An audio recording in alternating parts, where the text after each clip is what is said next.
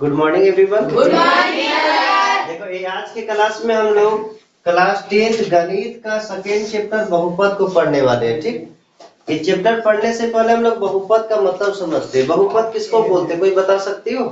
देखो जनरली जो है ना, दो से ज्यादा पद हो उसको बहुपद बोलते हैं, ये चलेगा। लेकिन ये पूरी सही नहीं। क्या अगर मान के चलो, अगर हम पूछे इसमें कितना पद है? दो। एक पद है, लेकिन ये भी बहुपद है। तो ऐसा नहीं कि बहुपद मतलब जगह बहुत सारा पद होता है उसको बहुपद बोलते हैं। देखो बहुपद किसको बोलते हैं? तो जब चर की घात पूर्ण संख्या हो। चर की घात पूर्ण संख्या हो। चर की घात कैसा संख्या हो? पूर्ण संख्या हो। जब चर की घात पूर्ण संख्या होगा ना तो उसे बहुपद कहते हैं। ठीक, अब यहाँ पे घात का मतलब क्या होता है? तो घात मतलब होता है पावर। क्या होता है? पावर। पावर पूछते हो, जैसे मान के चलो ये x के पावर 3, यही है घात। और घात कैसा संख्या हो? पूर्ण संख्या। पूर्ण संख्या किसको बोलते हैं? तो जो 0 से शुरू होता है, 0 1 2 3 4। ये क्या है? पूर्ण संख्या। यहाँ पे एक और शब्द है चर। चर किसको बोलते हैं? जो बदलता है। चर किसको बोलते हैं? जो बदलता है। समझने के लिए हम एग्जांपल ले सकते हैं। जैसे मान के चलो कोई ऐसा जीव जो चरता है, जैसे मान के चलो बकरी। बकरी ये चरती है। अब मान के चलो इस बकरी को तुम जहाँ पे छोड़ेगी वहीं पे रहेगी कि अपना स्थान बदलेगी?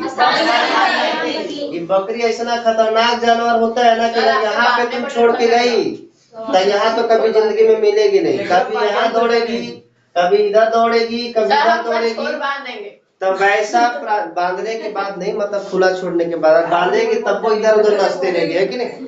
तो कहने मतलब क्या है कि ये ऐसा प्राणी है ना जो अपना स्थान बदलते रहती है। और बकरी चरने का काम करती है। तो चर मतलब चरना, चरता है ना जो स्थान बदलता है। तो बदलने वाला को चर बोलते हैं। बदलने वाला को चर बोलते हैं।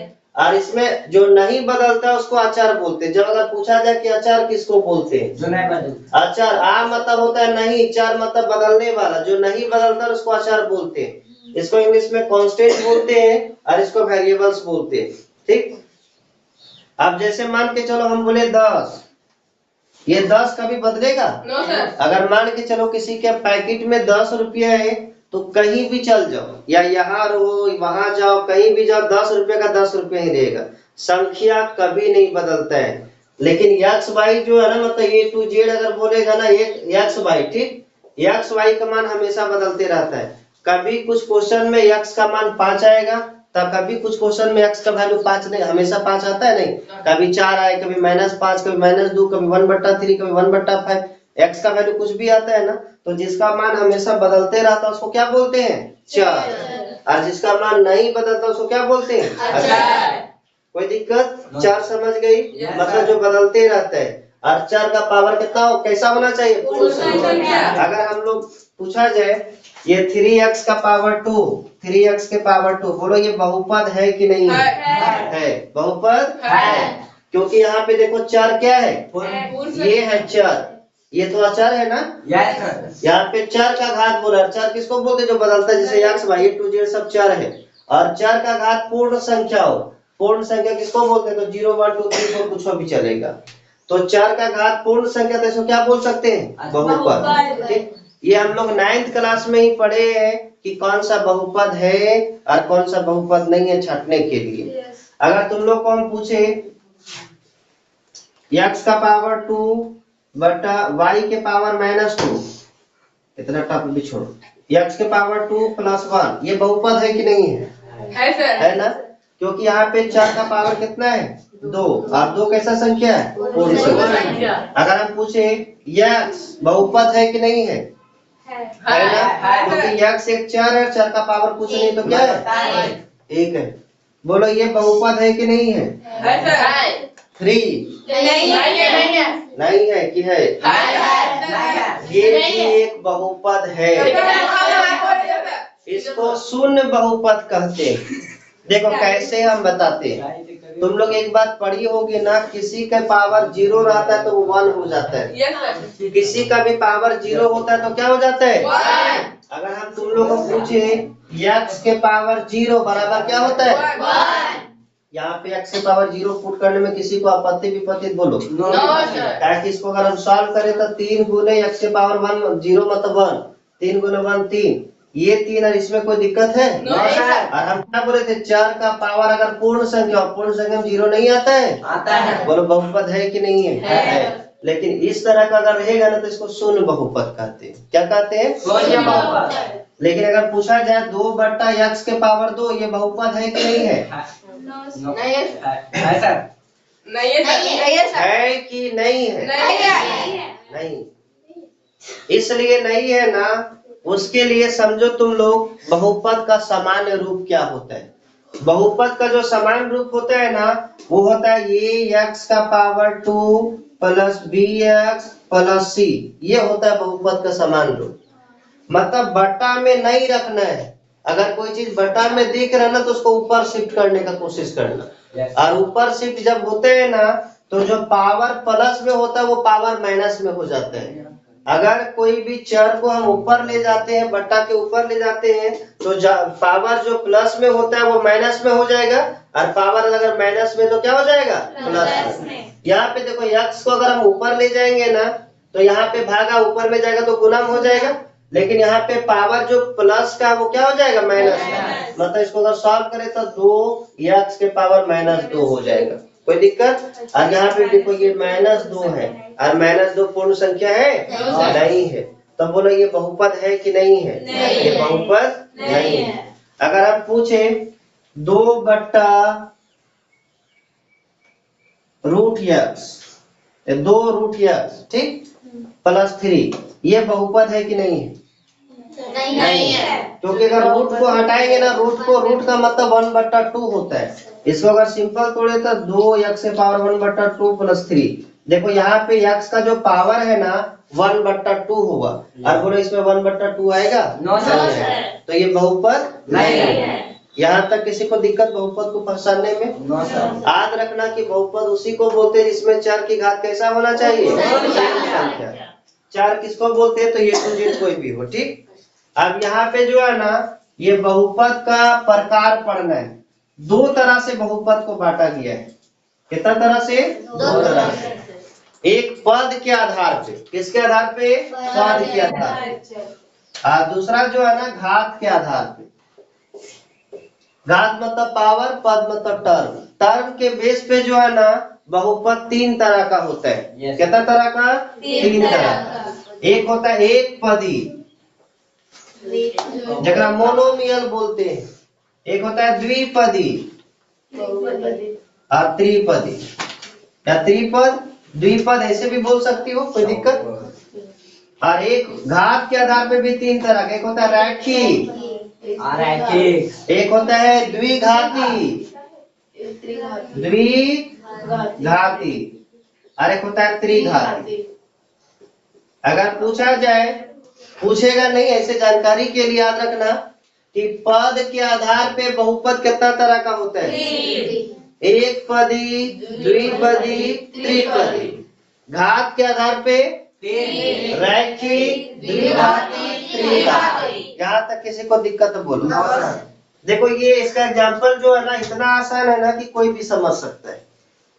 एक पदी किसको बोलते हैं? जगह में एक पद केवल एक पद। जैसे 2x² y, इसमें कहीं पे प्लस माइनस का चिन्ह दिख रहा है? तो ये पूरा एक ग्रुप हुआ कि नहीं हुआ?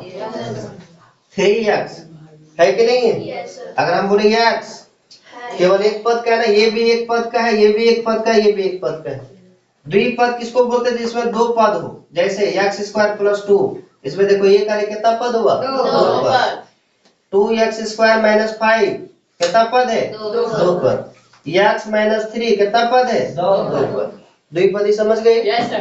त्रिपदी जगह में 3 पद हो, x² + x - 2, 1 पद, 2 पद, 3 पद, 3 पद हुआ ना। अच्छा कोई भी ऐसा है जो ये नहीं पहचान सकते कि 3 पद वाला कि 2 पद वाला है?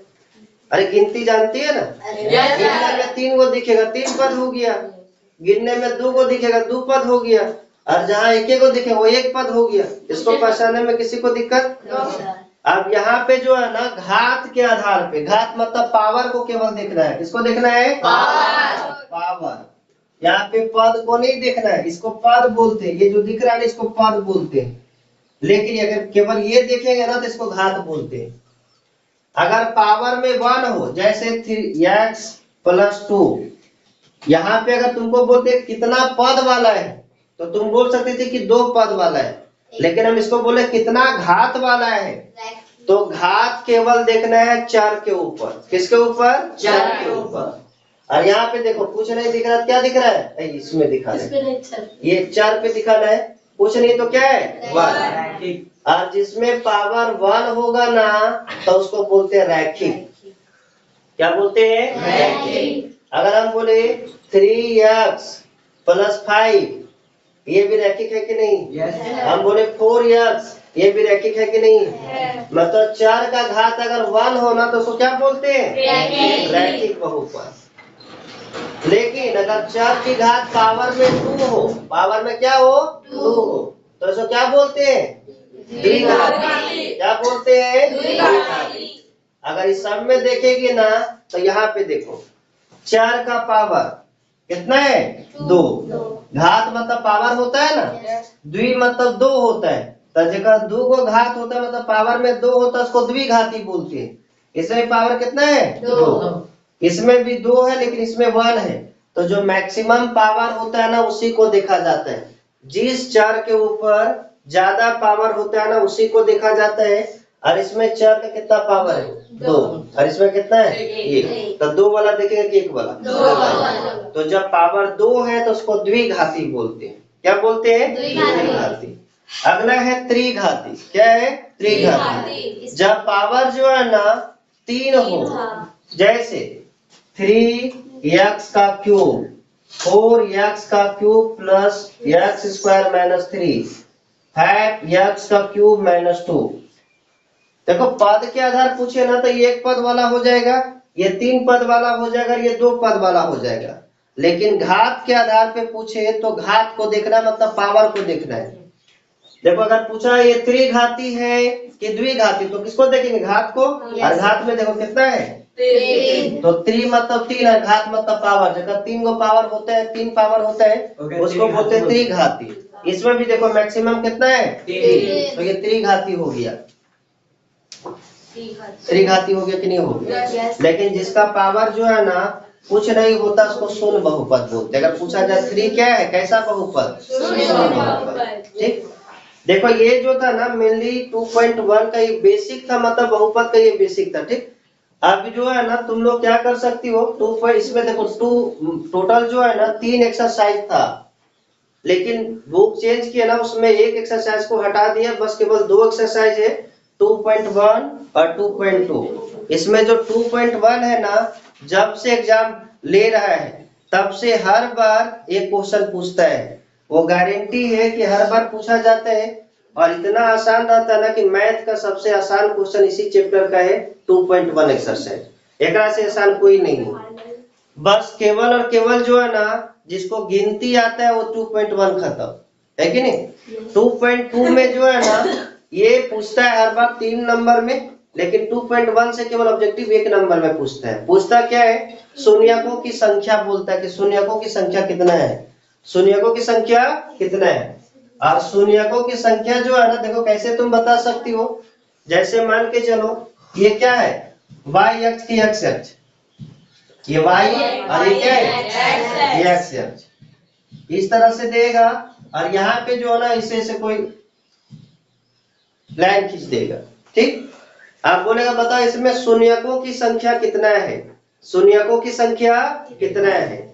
तो कुछ नहीं करना है, बस गिनना है कि x अक्ष पे कितना बार ये टच किया है, x अक्ष पे कितना बार टच किया है।